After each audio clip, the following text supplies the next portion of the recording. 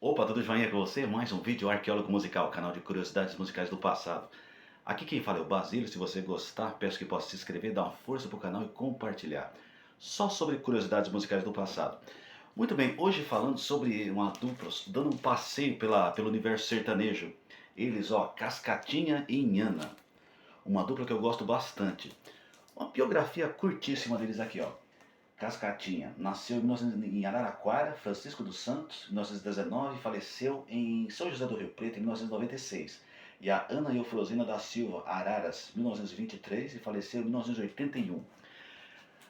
O Cascatinha, desde cedo, já tocava instrumento, cantava. Ele formou uma dupla com um cara que tinha apelido de Chopp, ainda nos anos 30. Ele ficou Chopp e Cascatinha, porque Cascatinha era o nome de uma cerveja famosa. Então foi uma sacada. E aí, pelos circos, ele encontrou a Inhana, que cantava com as irmãs dela. E aconteceu que no começo dos anos 40, eles formaram um trio, o Chopp, Cascatinha e também a Inhana. A Inhana deixou de cantar com as irmãs e assim formaram um trio. O Cascatinha desde cedo se apaixonou pela Inhana e eles se casaram em 1941. E foram se apresentando pelos circos da vida, mas o que acontece? Ainda nos anos 40, o trio se desfez, ficou só Cascatinha e Inhana. Aconteceu uma coisa interessante, que foi o seguinte: eles tiveram várias apresentações nos circos, tanto do Rio de São Paulo, e foram fazendo sucesso, um sucesso moderado, mas não foram ainda para as gravadoras. Só que aí no final dos anos 40, eles ficaram. A dupla passou a ser de bastante interesse das rádios. Rádios devagar foram rádios de São Paulo, depois até no Rio. Mairink Veiga, Rádio Nacional eles se apresentaram também, Rádio, Rádio América de São Paulo, mas foi na Rádio Record em 50 exatamente, que eles assinaram um contrato para se apresentarem na rádio por, parece que foi 12 anos o contrato. E paralelamente a isso, eles já foram, uma coisa levou a outra, eles foram para a indústria fonográfica. No caso, a gravadora foi a Toda América. E daí foi só história. Em 52 gravaram Índia, Meu Primeiro Amor, sucesso no Brasil inteiro. Esse disco aqui ó, é uma coletânea.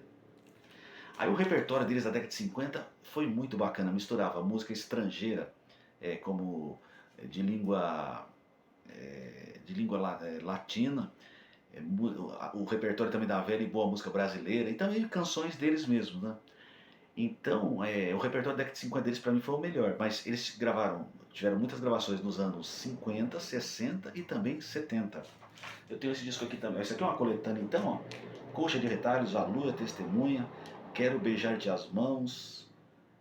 Quero Beijar-te as Mãos, quem é mesmo original? Não vou lembrar agora, é um cantor brasileiro aí. Anísio Silva, né? Anísio Silva, isso mesmo. A Anaí, que é muito bonita. E o compositor, nessa fase dos anos 50, eles tiveram, que eles foram para toda a América, a gravadora, aquela fase dourada deles mesmo. O compositor, o compositor que eles gostavam mesmo, que foi o compositor de Índia, de Meu Primeiro Amor, versões estrangeiras pro Paraguai, aí pro Brasil, foi o José Fortuna, um gigante da música sertaneja, compositor, que depois formaria dupla com o irmão dele. Olha lá, o José Fortuna e Pitangueira, ele aqui, ó. Faleceu em 1983. O que mais que eu tenho aqui, ó? O disco original deles eu tenho esse daqui, ó. De 62, ó. Colcha de Retalhos. Mas enfim, o Cascatinha eles tiveram assim, um repertório muito bacana. E eles tiveram uma coisa interessante. Deixa eu te mostrar mais um disco aqui deles aqui, ó. Ó, o repertório aqui é dos anos 70. Tu Sempre Tu, é, Casa Vazia, bem bacana. Esse Tu Somente Tu, tem Anísio Silva tem uma música também com esse mesmo título, hein? O Cascatinha e Inhana, eles tiveram uma coisa muito interessante, que foi assim, ó. Há muitos anos, ainda na década de...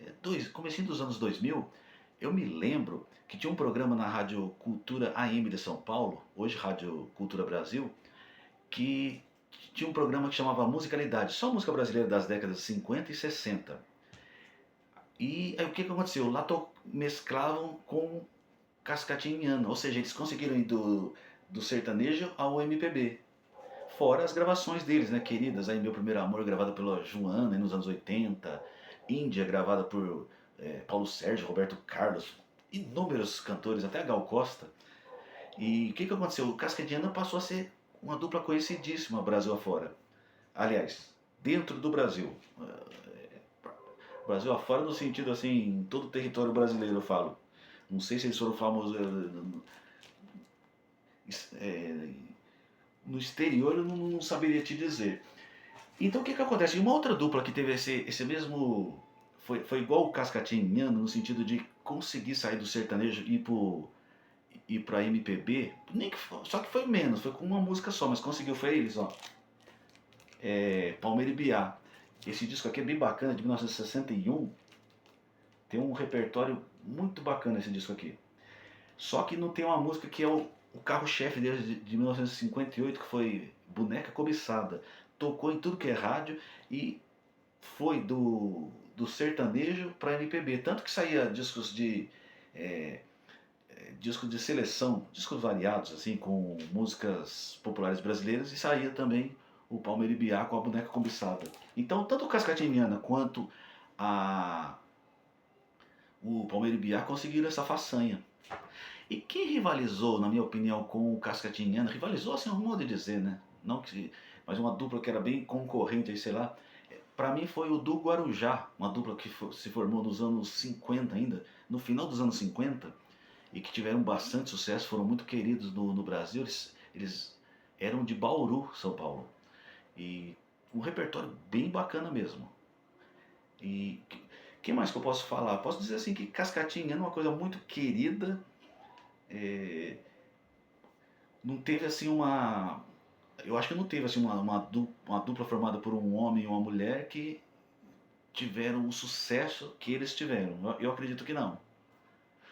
Hoje, então, falando de Cascatinhana, dando um passeio pela música sertaneja raiz, especialmente o- essa coisa da saída do sertanejo pro MPB, né?